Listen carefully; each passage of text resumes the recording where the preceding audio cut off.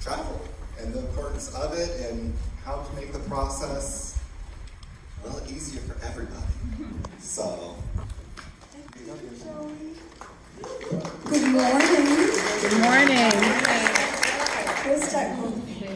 First I want to really thank David and Joey and Tammy and the entire team for everything they've done, and for David for just having faith in me, just by my walking up to him and saying hello and being brave enough to do that. So always be brave enough to just go up to whoever and say hello. You never know where it's going to take you.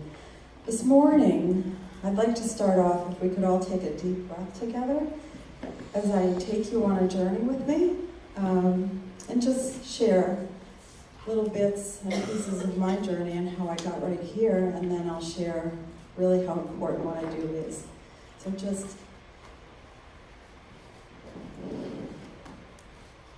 So this part's a little emotional. 44 years ago, this week, I was in the final planning with my family for my wedding. At that time, it certainly wasn't what it is today, and my parents planned the whole wedding.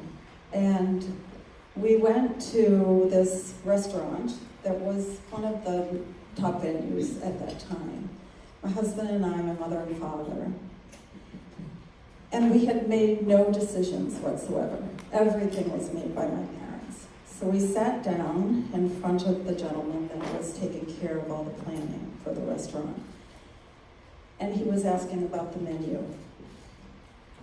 And my father turned to my husband and I and said, "Do you want chicken or filet?" So my husband and I at the same time said, "Chicken." And my father turned to the gentleman named Arthur and said, "We'll have filet." So that was how my life was, pretty much. Armenian girl in a very, very strict Armenian family. My brother was the important one in the family, so I struggled with my own identity. And as I struggled, I went along. I met my now husband. I went from my parents' house right to being married.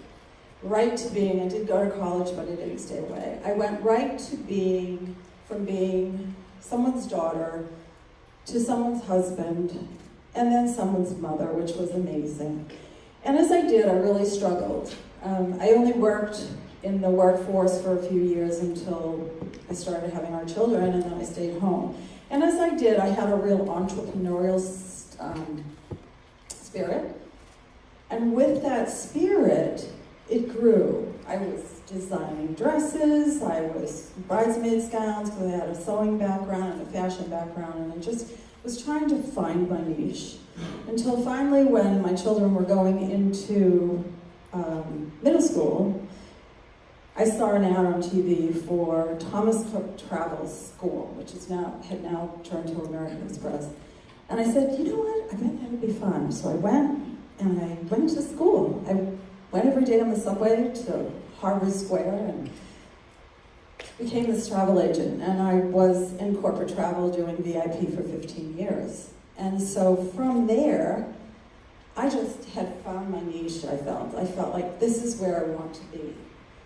And then September 11th happened, and travel offices pretty much closed down, and I was devastated. But at that time, we were planning my daughter's wedding. And having come back and forth to Bermuda, pretty much since 1972 when I was here for spring break, she always said she wanted to get married in Bermuda. I was like, okay, I guess we could come to Bermuda, why not? Destination weddings weren't anything then, so we started planning, and it was just pretty amazing. I started looking for what we could do and who we could use, and I came across Nikki Begg from Bermuda Bride, who you all heard from yesterday, and started working with her. We wound up having 85 people come to the wedding. And I thought, oh my gosh, what are we going to do? So I asked Nikki, and she said, well, I don't do travel. I'm not a travel agent. So I thought, okay. So I was out of work, And I thought, okay, let me plan. And I got into it, and it was family that could afford to be where we were, and then it was friends of theirs just out of college that couldn't afford, to stay. They had to, whatever, be together. And so I started, and I thought, if this takes off, how will it be? So I took that idea, I took that problem, and I turned it into a niche business. And at the time, it was just an idea. It was just a problem that was presented before me. But I took the chance, and I wound up working with this destination, only this destination, for destination weddings, for about 12 years. Only this destination. My company used to be named Bermuda Travel. My three kids my daughter, son-in-law, and son, who went through business colleges, all said, "You're crazy to name your business after one destination." It worked for me. It was success. And just lots of different wonderful things happening. 15 years ago, I ran a FAM for Bermuda Tourism to bring wedding planners down to introduce the idea of destination weddings. But all along the way, what I want to share with you most this morning is, if you're in destination weddings, if you're thinking about getting into destinations, if you don't want to get into destination weddings, and maybe it does come up at some time because you find it interesting, it's a very, very big part of the industry right now. And when you really think about it, every wedding is almost a destination wedding, because you always have someone who's traveling in, you always have some sort of logistics. So when you're looking at a destination wedding, you really have three components, two of which the wedding industry recognizes, no matter what. You have logistics. Where is it going to be? Your logistics of it all. And then you have your partners. Who are you going to work with? If you go to a destination, who are you going to work with? When we planned this, we found partners on the island. David didn't bring in all his partners from all over the United States. He worked with locals, because when you work with the local talent, you get the flavor of the local talent. You get the heritage. And that's really what the bride today wants when they do a destination wedding, is they want the heritage, they want the culture, they want the, sorry Joey, authenticity of it all. So when you're going to look at the logistics of it, talking to your bride and finding out where she wants to go, what has her dream been? My daughter's dream was to get married on a beach in Bermuda. That's what she knew as a young girl growing up, and that's what she wanted to do. She saw a wedding in Bermuda. There was the logistics. There was where it was going to be. Your bride will know. Reach into her heart, reach into her dreams, and see where she wants to go. And then when you have that part of it, and it can be, I work with brides, they give me one destination or they give me 10, and I narrow it down. And when you're looking at the destination, please be sure to consider a lot of factors that in the wedding couple's mind, they're not thinking of. How long it's going to take to travel to that destination. Bermuda is a huge destination, particularly for the East Coast, because it's so easy to get here from the East Coast. So looking at that, looking at a lot of questions I get asked is what about my grandparents? What about this aunt that's never traveled? And so you look at all of those factors when you're looking at the logistics. Look at climate. What is the climate going to be when you're here? Does the bride not like heat? Then don't go to a destination at the peak of their season. You wouldn't come to Bermuda in July and August if your bride melts in the sun. So you're going to look at all of that for the logistics, the venue.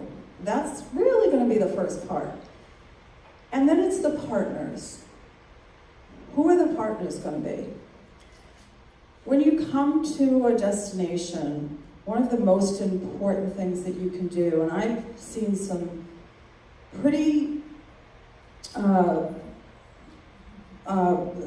wedding planners that have unbelievable success fall right down because they didn't look at making sure they got the permits to come onto the island or go to the destination. Make sure you check if you need work permits, if whoever you're bringing in needs work permits, if you're shipping stuff in, if they need work permits. When the photographers came in, they had to list all their equipment for Bermuda. They had to get a work permit to come. Those are all factors to consider before you are going to go there. If there's people in the family that need visas to go to the destination, make sure that's checked out first. So don't set the bride up for the wedding couple up for failure. So you've got your logistics and you want to go for your partners. Find a planner at the destination. Share the event. Work out. Some of them will work with you directly, some of them will just work with you on consultation. Find a planner. They know all the ins and outs. They know the destination. They know the partners here to work with. They know who the best ones are, the photographers that know how to catch the right light, and who's going to be perfect for your client. Don't be afraid to reach out. If you decide to do a wedding in Bermuda, reach out to Nikki, reach out to Nandy, any of the wonderful partners that we have worked with today. So that's with your partners. That's going to happen with your partners. You're going to, and get relationships with them. Come down and visit. Do a site visit before you even start. Make that commitment to learn about the destination. You can't share it with your wedding couple if you don't know anything about the destination. So if you're going to go into destination weddings, what I suggest, based on my experience, is choose one destination and specialize in it. One, you will familiarize yourself with every vendor. You'll familiarize yourself with the climate. What are the beautiful things why you would bring your bride here? Your wedding couple here. So familiarize yourself. If you're thinking about going to destination weddings, don't try to be everything to everybody. I'm not a destination travel specialist for Disney or for a lot of destinations, but I am for Bermuda and Grand Cayman are the two that I focus on the most because I have all of the relationships that I have built down there. So now you have your partners, and guess what? The third part, which is always the part that's just kind of like, you don't want to think about that part. And I think it's partially because of education. I think it's partially because of the fact that planners just, if you're going into destinations, it's a part you don't think about. You figure, okay, they can do it on their own, and that's travel. The travel component is key in the destination wedding. If you can't get your couples there and their family and friends, you don't have a destination wedding. And just like you wouldn't take a wedding and just say, get your own photographer. I don't have to worry about the photographer. I don't have to worry about the flowers. Choosing one element that is important and is key to a wedding, to take that and say, I'll let them do it. Would you do that? No, you wouldn't do that. This is a crucial part. I ask each and every one of you that worked with me to get here how important it was to you. Can I just get maybe some comments on how important, maybe you have a little story, maybe it's something I did for you, but I'd love for you to share how important it was. Angie. Sure. So,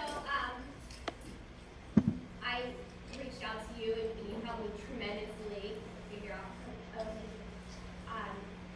is it on? Hit the button when you muted. I'm not a DJ. You are now. Yeah. So one of the things that I was concerned about was transportation, because I have not been to Bermuda before, and I was unfamiliar, and it was a long day of travel, and I wasn't feeling very well, and so getting here and having the peace of mind that you set up, reputable and safe travel for me, so I didn't even have to worry about it. I just marched right out of the airport. Some nice gentleman out my side. I jumped in and was off.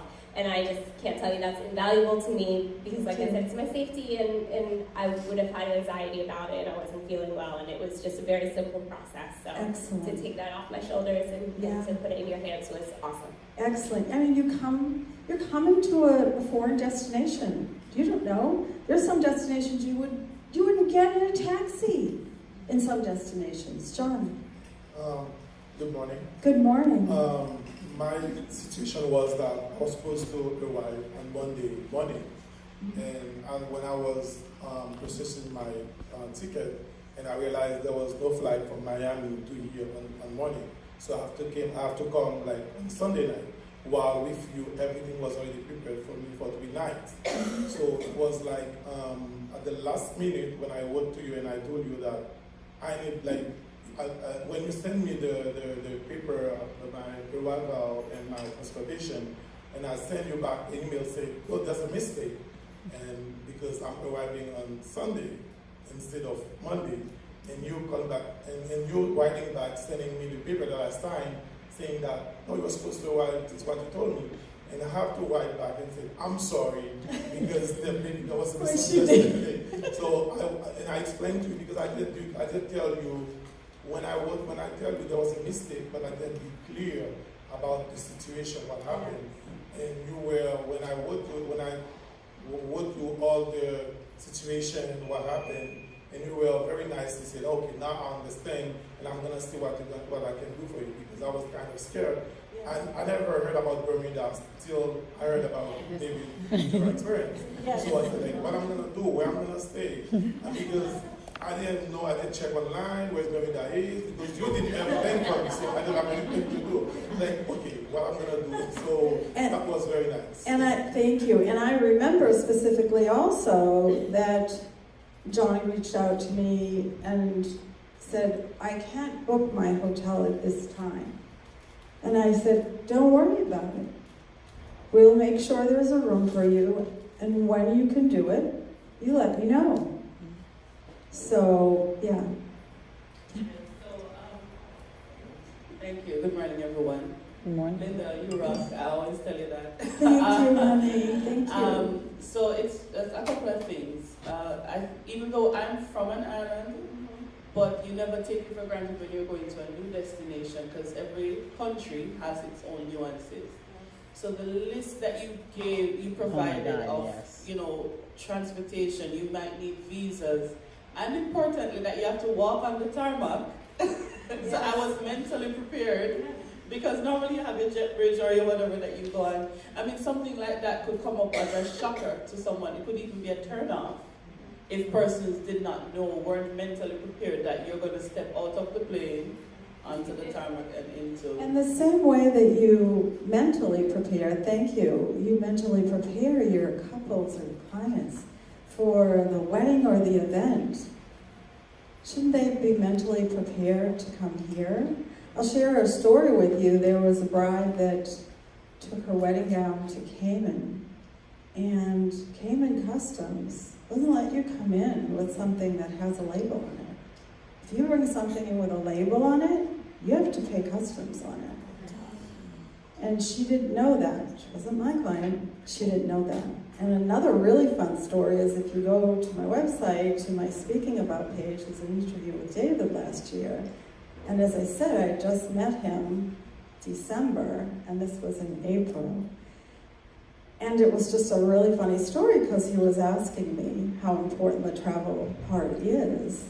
And I happened to mention one of the most important things about travel, several, is the fact that there's just so many different variables in terms of your documentation in terms of traveling. And it changes. It changes all the time. And you probably noticed that I put 6 months or beyond on to have your passport. Bermuda doesn't enforce that, but Well, we never know when it's going to change, so I just put it anyways. Cayman won't let you in. You won't get stopped from where you're coming from. They don't care. They're going to put you on the plane. But you'll get stopped at Cayman in immigrations. You won't even make it in. So I was telling David in the interview, and it kind of went this way, and then it came back and was like, wait a minute, what? I was just in Cayman. You mean if my passport wasn't valid for more than 6 months, what would have happened? Even David Tutera. So I was really nervous coming here because I had never traveled internationally before. So I had traveled domestic, you know, with my eyes closed, no big deal. And I had sent you an email because I accidentally booked an extra day, darn. And so I was like, well, I've never been international. I've never been to this island, of course. And so I didn't know in reality how safe it was for a woman traveling alone. And, you know, if I should stay on the hotel premises, you know, for my last day and just relax, or if there were certain places that she recommended going. And it was really great and a peace of mind for myself and even my husband, that there was somebody reliable that we could go to, that knew the island, that knew what was safe, that knew that I could have a peace of mind and my family back home could have a peace of mind when I'm traveling alone because, Yes. you know. Yes. And that's the thing too with the family and friends for your wedding. I mean, the couple, I've had couples that haven't even traveled and they decide they want to do this. They don't even come down before the wedding. I need to set their expectations on what it's going to be and what it's not going to be in terms of them coming. So it's such an important, and I'll get to the rest of you in a second, it's just that whole part of it, what you have all shared. Just imagine that you have a wedding couple, this is the most important time of their life. They've decided to do something that is out of the box. In the beginning of my business, and even now, I have a shingle up in my office. It's pretty much that I'm also a psychoanalyst, a psychologist, because literally, I went through it. I had my own family saying, what? You expect us to go to Bermuda for Heather's wedding? Well, guess what? It's not your wedding. It's Heather's wedding. You want to come? You'll come. And I adopted a phrase then for my daughter that I still adopt. Who will be there will be there. And that's the most important thing at any time in your life.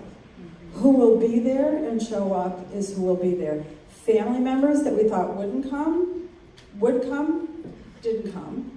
And people, all their friends from college, because I made it affordable for them. And when you work with someone in this profession that is only going to support you in what you're doing, is going to add value to work with someone who specializes in travel for destination weddings, it's only going to add more value because you are going to have a completely rounded out team. You're not expecting them to just get down there. In Bermuda, if we didn't have the group contract here, if we didn't have the relationship with this hotel, that the block was extended and extended and extended for us. If we didn't have that, and David and Joey said, we're gonna have this event in Bermuda, come. And you came, and you were, I mean, some of you that went around the island, you know how expensive taxis are here. You know that we broke yesterday and we had a short time to get ready if you had to go back to your hotel. That's how it is on destination weddings. I've heard horror stories from people that have said, you know, oh, I went to a destination wedding, but they did nothing for travel and people are all over.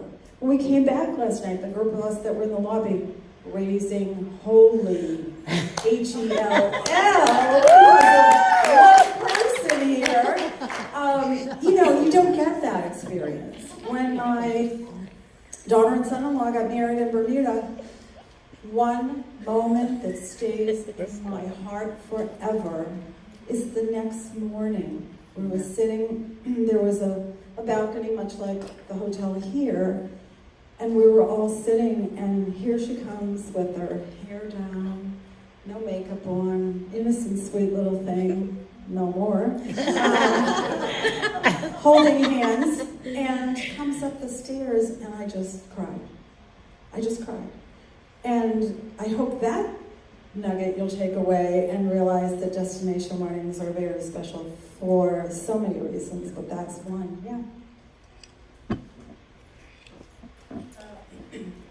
Thank you, Linda. You're welcome. Yeah, it was a very scary trip for me. Yes. My story is in Africa, they believe that people disappear in Bermuda. There is a triangle whereby everyone, if you get scared, you can just disappear. So, but We you, haven't lost anybody in a while, I must say. but you enjoyed, made me feel safe. Remember, I constantly kept sending emails and asking about quite a lot of things. There's an email that I got from David himself, and I was shocked. I thought it was somebody different. But when I asked Joy, he told me, no, it's from David himself. Because Yes. She didn't think she was actually getting an email from David. So I was like, no, this can't happen. So I even asked Joy, make me feel safe. Then I responded to David and I thanked him for the honor and making me also feel safe and taking the opportunity to invite me to come here. It was a very stressful time.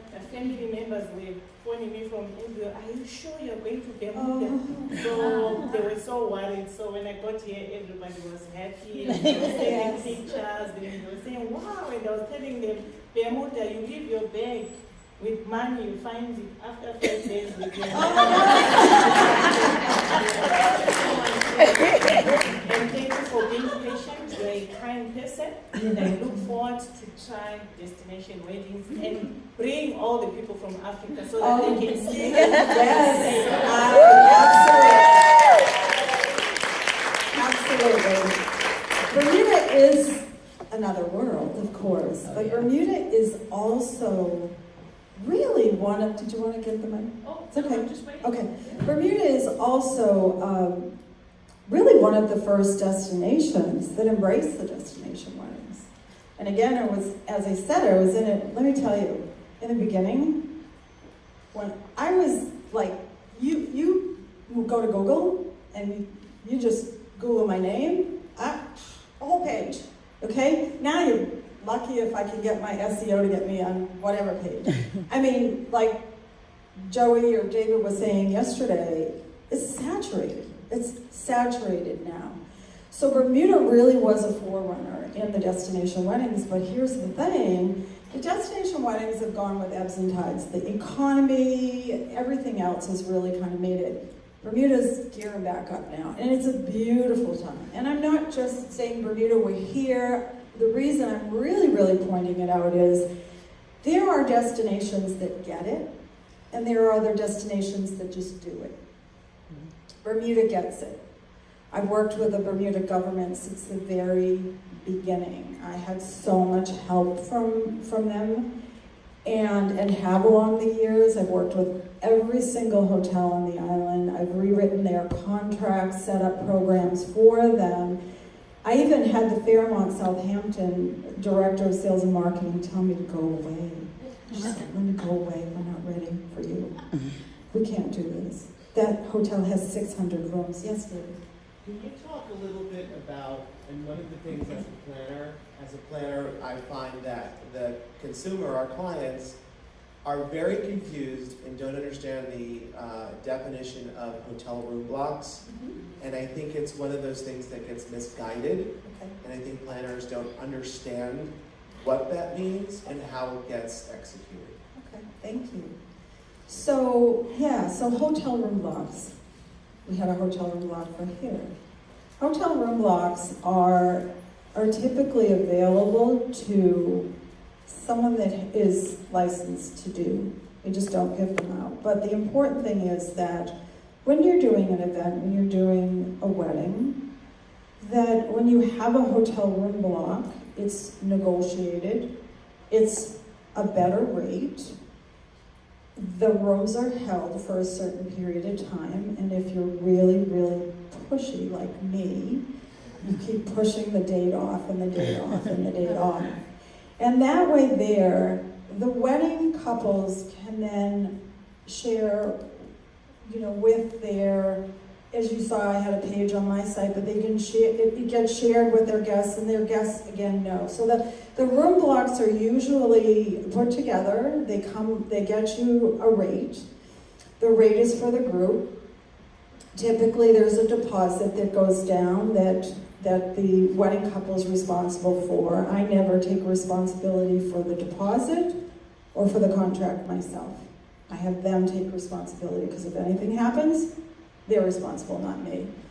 And that room block with the rates, negotiated amenities for the couple can be negotiated in anywhere from using venues without any fee to a welcome amenity for the guests. And so that's built in, that's a contract that's built in, and if they're having their event at the venue, a lot of times it's built right into the same contract.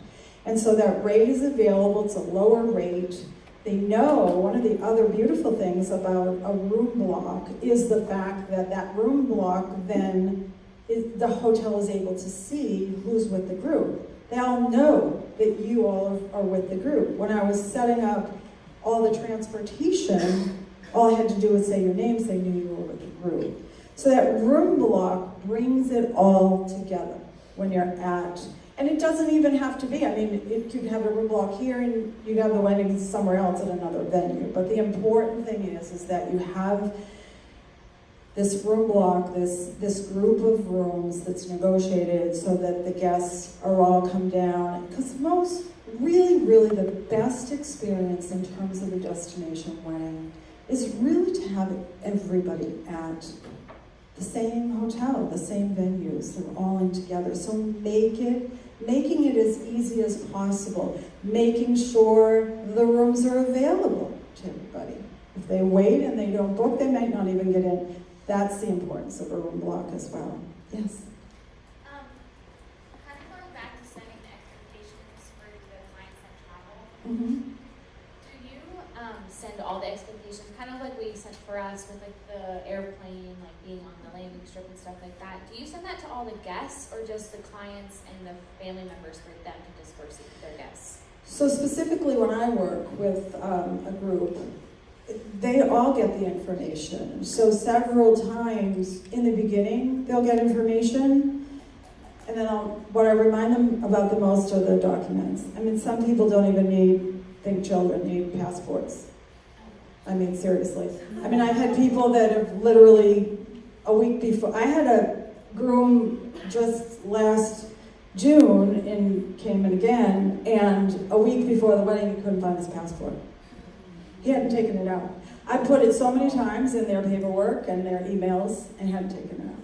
So yes, they get the from me, they get the information constantly. And then there's, like I had sent out, there's one last email that goes out to kind of capture everything and put it all together. So just like you, as much information as you can give, and you can provide information as well on the destination. The more you give them, the more they feel comfortable about going somewhere and about doing it, and especially the family and friends, because a lot of times they're going under duress. Yes. So from a business operations perspective, what I like about this, and we talked about, the 4 pieces of business, and your operations of your business that you're running as a planner is a big component of it. And so you have so many different things that you're doing. And so one of the things that Dave and I talk about is you need to have a team. You need to build your team. So for us as planners, and as planners for this event, Linda was part of our team. I didn't have the time to go and reach out to everybody and make sure that everyone had all these different pieces that you needed to know. So we built a team, and Linda was able to then be part of it. So as a planner, when you're planning an event for your clients, you need to look at what team do you need for each client. do you need somebody like Linda so that she can be there to do all of that, to reach out to your clients' guests and follow up with them and take care of some of the troubleshooting or the challenges that come up with travel, so that you're not getting that call on top of all the other calls you're getting. So, Thank you, Joey. And it is so true. Your team is a reflection on you. I have hotels that just give me, there's a hotel down the road a bit, and it opened a year and a half ago, and I met with the director of sales. I approached her before she even took the job. I found her name. Tiffany, did you help? I can't remember who helped her with it. Anyways, and I found her, and she had to go in the conference room because I had called her on a cell phone. She still had her job. And I asked her if we could meet, and I right away told her how, I explained to her how important. And they didn't have the reservations team to handle, they're a luxury hotel, to handle the wedding couples and the guests that were going to come in. So guess what? I'm the off-site reservations group manager for that hotel. Because again, I was bold enough to have an idea, to approach someone about it, and to just tell my case. But as a team member, having someone on your team to complete everything is just a reflection on you. It's just to make you. And you're going to get more and more destination weddings, and that's going to be more and more money. Yes.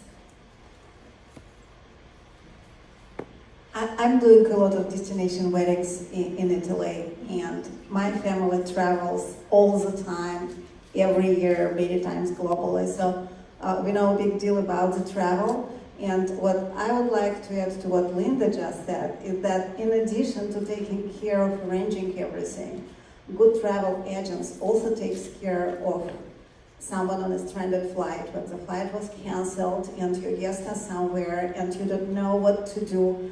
This is a great way to go to the person who helps you with all the travel arrangements, because she would be able to rebook them probably much better and more effectively than they will be trying being stranded somewhere in a different country without, any connection. So I think this is a great thing. I'm particularly grateful to Linda because obviously I was able to book everything myself, but I was so happy that someone is taking care of me and pampering me and helping me to arrange for my husband to come. It's just a feel of warmth, which is also very important emotionally. So thank you so much. And that reminds me of a story. We were just in Cayman with my family. So we do a family vacation every year in February.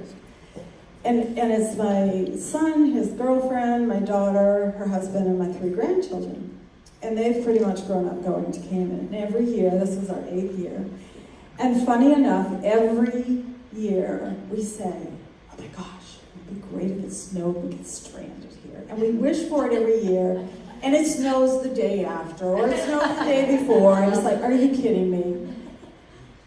I always take travel insurance. It's another huge part. I'm going to get into it now, but I have this thing about travel insurance, okay?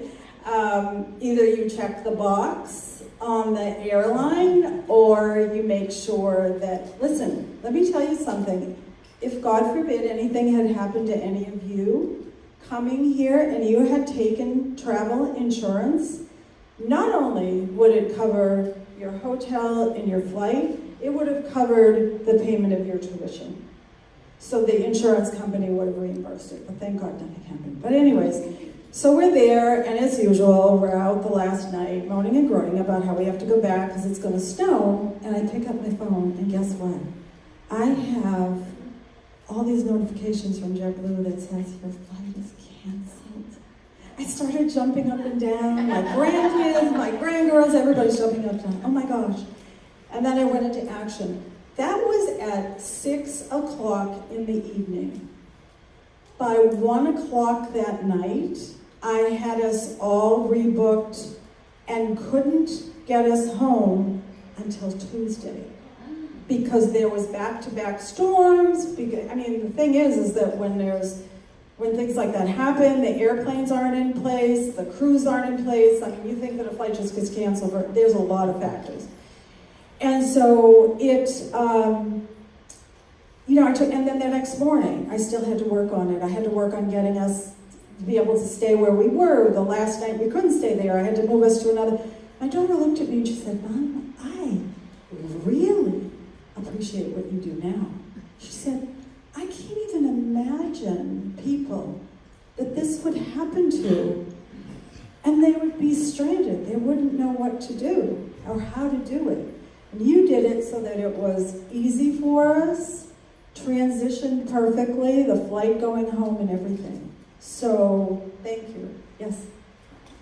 I just want to point out, having done probably more destinations than my energy can handle, because it is the most enormous amount of work. We need to be very aware, and Linda is definitely an enormous help when a client takes on a destination travel expert. But consumers, and brides and grooms specifically, are so not well equipped with knowledge when it comes to the details that it takes, even if you're throwing a destination wedding for 40 or 60 guests. And they are not informed accurately enough. We talked a little bit about room blocks, a little bit about when clients, guests cannot stay at the room blocks that are booked because the cost is impossible for them to handle, especially at the bridal party. So maybe the parents, guests can attend. So often we're forced as planners to then look at, hotel A, B, and C, which then creates much more confusion because you've got transport coming from a hotel that could be 30 minutes away from the host hotel, which would, let's say, would be this hotel. So what Linda's really wonderful, and people in your industry are, is informing your client of information that we're not capable as planners to know that knowledge, nor should we need to know all of that detail. But explaining to our consumer, our client, the importance of these details. Also, how many forms of transportation does it take from home to destination? A client wants to have an event in a location that requires two airfares, 2 destination hops, and then to transport to get to a location. You've exhausted your client's guests before it has even begun. So I want you to be really aware that it is very important to give them the information up front, but turn to an expert, such as Linda, to share with you that information that then goes to your client. Because it's incredibly complicated, no matter where in the world that you might be going. Just a helpful thought. And they don't know what they don't know. Some of them have never, like some of you, I think, haven't traveled outside of your own country. Maybe haven't traveled a lot. I mean, I've had so many that haven't traveled at all, didn't know they needed a passport. It's all of those little details that exactly to let them know what they don't know. And just to speak again about this beautiful venue that we're at in this beautiful hotel, and Miss Eva, thank you for everything. When you work with a venue that gets it, which she did, they did, they're willing to work with you. They're willing to make things happen for you. I had a couple of different options, but aesthetically, the other one wasn't right for David. It wasn't right for you guys. It wasn't right for what he wanted you all to experience.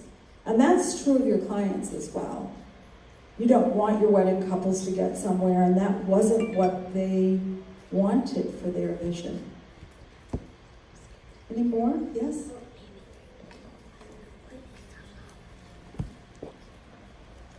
Hi. I pick out a couple things. So I've done a lot of international travel before, but this trip here was so much easier because I didn't have to plan it. You did all of that for me, and you made it so easy. But there was a couple things along the way that I had to change or to tweak, and you were very accommodating for that. One was a room share. So I requested a room share, not knowing who or anybody was going to request a room share as well. I was very lucky and very fortunate that I'm rooming with Whitney.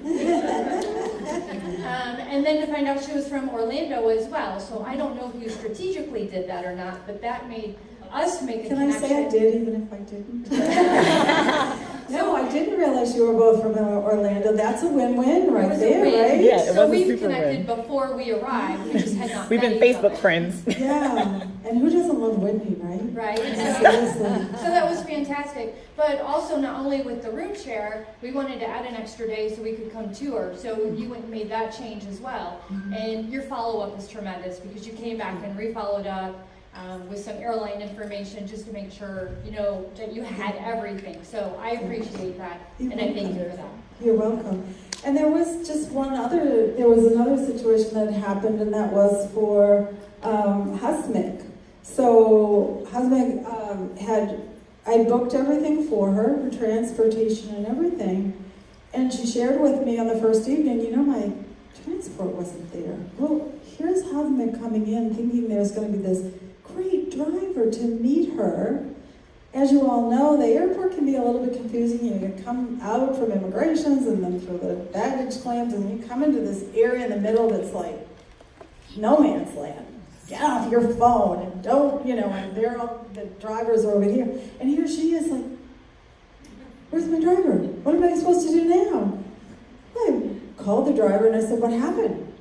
He said, well, I had her for Sunday night. I said, no, you didn't. You had her for Saturday night. Well, unfortunately, the hotel messed up. I mean, it's okay. You know, they have the big group. It happens. And I went to the desk and I said, well, take care of it. Don't leave this woman. You don't want her leaving this hotel. I mean, first of all, I don't want her thinking I'm messed up. So you gotta back me up, first of all. And I said, let her know that you appreciate her and that you made a mistake and make it good. Did they? Did they send something up to your room? No, not yet? Okay. Oh, I suppose.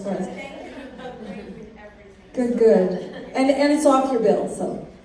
Yeah. Yes. When we do Destination White, we do a lot of people coming into Charleston. And it's funny, I find that, I'm sure you do this similar way, that even some of the most intelligent people that might be your guests, when they travel, become inherently not smart somehow. Oh my God. You know what we call it? You know what we call it? TDDT. Too dumb. TDTT. Too dumb to travel. That's what we call it in the industry. Are you kidding me? Some of the questions that I've been asked, I'm going to write a book. Yeah, it's just crazy how these people who, again, travel all over the world will come for a wedding and just lose all their smartness. I have no idea what happens. They're not used to that type of travel. Right, and it seems something simple, but to have somebody in place, I always have a travel manager, somebody who's in charge of our transportation. Our islands aren't like this. I mean, it's like Kiowa, resort destination, something like that. But still, people don't understand that they have to rent a car, even though it's 40 miles away, even though he said bold and stuff like that. So we've had people who don't, I mean, I guess they lost the Uber app all of a sudden. It's just crazy how people just, again, they lose their minds when they get there, even if they've been traveling the world for 10 years. So we just find that having that, I build that into all of my costs, is to have somebody on my team that is in full charge of transportation when it's full, when all guests are coming in.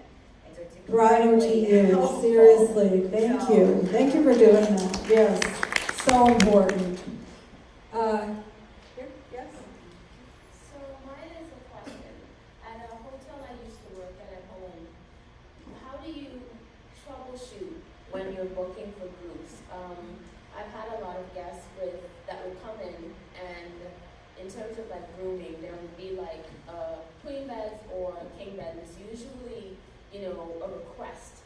So we always remind them it's not guaranteed once you get in.